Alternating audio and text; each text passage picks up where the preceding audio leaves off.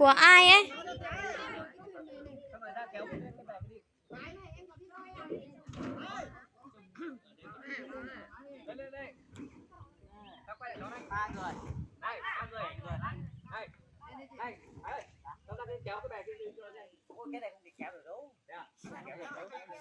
Trong cờ liền đó.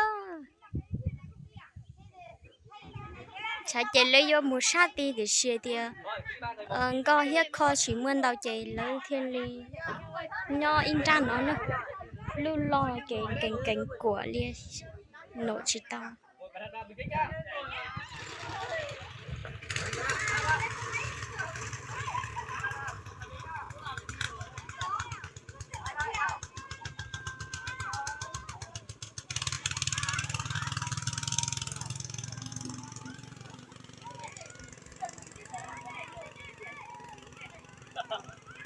Rồi, xuống đây, lên chưa? Đấy, là kia là con. Đấy, sau nó cuốn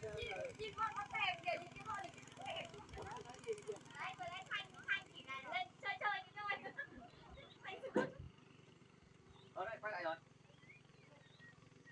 Phải đóng người đây cho nhẹ bớt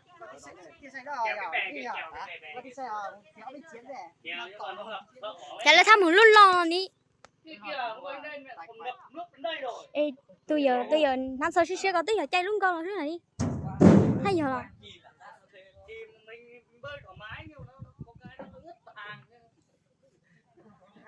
Mình bơi thoải mái ướt hàng nhưng nhiều cái. Lưu của thì lúc trẻ này chị giỏi thì để chúng thợ vậy lưng của chị thầm bộ luôn á.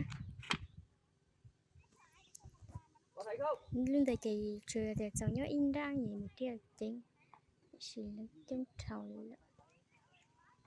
Đi qua nhỏ thế nào?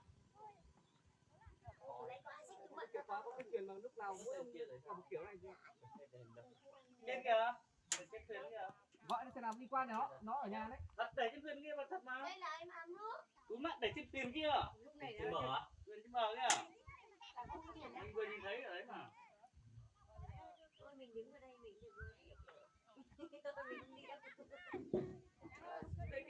mình ra giờ tí bắt đầu chuột tin nó tiên lúc tôi chuột cho tôi chuột đấy